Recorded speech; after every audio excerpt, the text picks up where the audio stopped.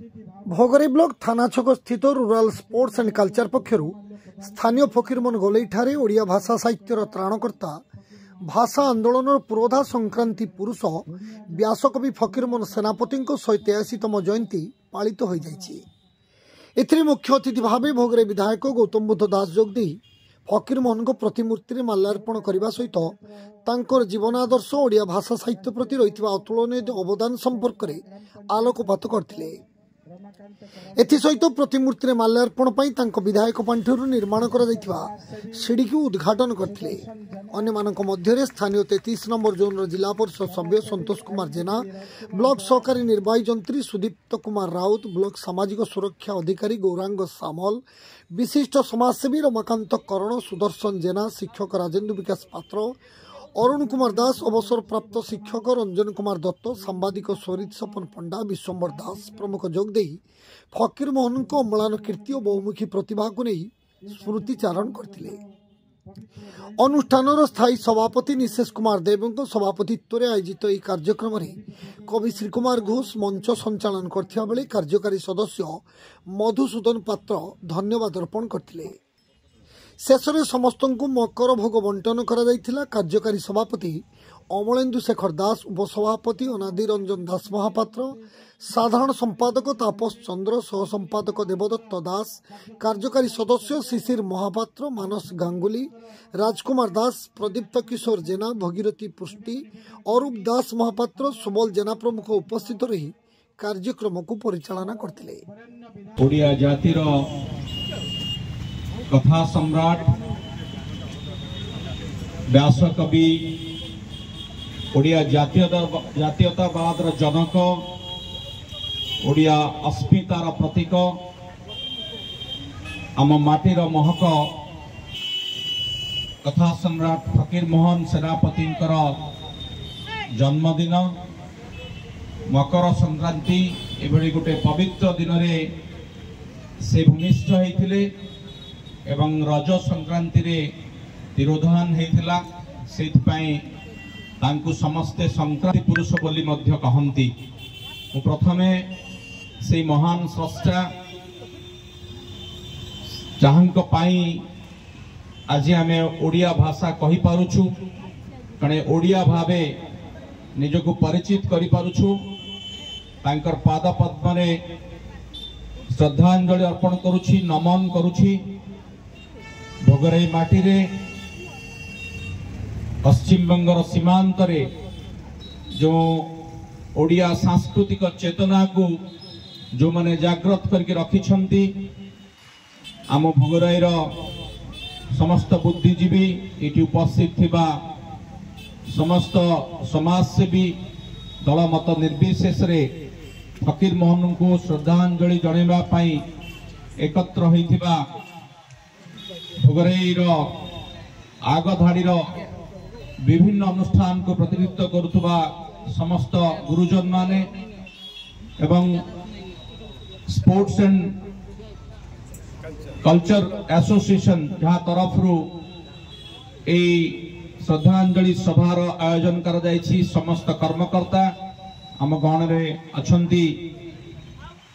राष्ट्रीय गौरव पुरस्कार प्राप्त पूर्वतन सरपंच समाजसेवी रमाकांत बाबू एवं समस्त वरिष्ठ नेतृवृंद, संतोष बाबू आमर जिला परिषद सभ्य, यही समस्त को नहीं आम जो महान स्रष्टांकर श्रद्धांजलि सभा आयोजन करुछु। प्रथमे से आयोजक बंधु मान को धन्यवाद देवी एवं ये प्रतिमूर्ति फकीरमोहन प्रतिष्ठा करिथिबा आमर पूर्वतन विधायक ए अवसर रे तांकु मध्य मो कृतज्ञता जनाउछि। व्यासकवि फकीरमोहन केवल बालेश्वर माटीर नुहंती कि केवल ओडिशार नुहंती, समग्र भारत वर्षर कथा साहित्यर जड़े अग्रणी स्रष्टा। जदि आपण से समय कथा देखिए 1800 शताब्दी रे जोठी ब्रिटिश शासन काल रे ओडिया भाषा को न्यून करदवा पाई ओडिया भाषा को विलोप करदबा पई षडयंत्र होइतला। बालेश्वर जड़े भद्रलोक जिला स्कूल जे पंडित थिले शिक्षक थिले कांति चंद्र भट्टाचार्य सी गोटे बही लिखिले एवं गोटे अभियान आरंभ करे जे ओडिया भाषा समस्त स्कूल रु उठी जीव बंगला भाषा रे पाठ्य पुस्तक प्रणायन हब। से बहीर ना होछि ओडिया एकटा स्वतंत्र भाषा नय। एई पदिए कथारू ए भली गोटे विकृत अभियान को विरोध करबा पाई प्रतिवाद करबा पाई सेतबेले ओडियानक पाखरे जू नथिला। कारण कोर्ट कचेरी ठुर आरंभ करी समस्त सरकारी दफ्तर रे ब्रिटिश एवं बंगलार शासक मानकर बंगलार कर्मचारी मानकर प्राधान्य थिला। सेही दुस्समय रे जे गोटे अभियान आरंभ कले जे ओडिया भाषा को रक्षा करबा को हबो से पाई से प्रेरणा रहिथिले आउ जणे बंगाली भद्रलोकंक ठारू जणे बंगाली ओडिया भाषा को विलोप करबा पाई षडयंत्र करथिले। किंतु आउ जणे बंगाली किंतु ओडिया प्राण कर्मवीर गौरी शंकर राय उत्कल दीपिकार संपादक सी ही फकीर मोहन को प्रेरणा देइथिले। एवं आउ जणे ब्रिटिश कलेक्टर जॉन बीम्स आपण माने तांकर ना सुनिथिबे। फकीर मोहनकर से अभियान रे जे मुख्य पुरोधा थिले से जणे भाषाविद थिले एवं से समय कमिशनर थिले टी रेभेन्सा जहांकर ना रे रेभेन्सा कॉलेज बा रेभेन्सा विश्वविद्यालय नामित होइछि। से दुई जण ब्रिटिश ऑफिसर एवं फकीर मोहन गौरी शंकर आउ से समय किछि जो बने ओडिया भाषा को ओडिया साहित्य को रक्षा दवा पाई कि आगे आसीथिले तार नेतृत्व नहीं फकीर मोहन सेनापति एवं तांकरी नेतृत्व बल रे केवल ओडिया भाषा को तार विलोप साधन रु से रक्षा करले से कथा नुहे। ओडिया स्कूल ओडिया कॉलेज खोलिबा पाई मध्य सेतबेले सरकार निष्पत्ति नेले एवं कमिशनर निर्देश बल रे समग्र ओडिशा रे ओडिया भाषार प्रचार प्रसार पाई कि निष्पत्ति हला। ये तो गला भाषार कथा। फकीर मोहन को जदि आमे वर्णना करिबा प्रत्येक क्षेत्र रे से ओडिया जाति को ओडिया जातीयता को से नेतृत्व देथिले। साहित्य क्षेत्र रे मध्य तांकु कहा जाय प्रथम आधुनिक कथा साहित्य से जनक। तांका पूर्वरु जहां भी ओडिया रे लेखा होतला मुख्यतः पद्य भाव रे लेखा होतला से गद्य साहित्य आरंभ कले एवं आम साधारण कथित भाषा को साहित्य भीतर को नेले एवं तांकर जो कालजयी सृष्टि 52 वर्ष बयस रे से लिखिबा आरंभ कले एवं कालजयी सृष्टि सब आम आगरे रखी दे जाइछंती। 6 मान 8 गुंटू मामू प्रायश्चित्त लक्षमा बोली 4टी उपन्यास एवं संख्याधिक गल्प रेवती गल्प आज मध्य नारी शिक्षार प्रसार पाई कि केमिति एबे भी हमको प्रेरणा दउछि।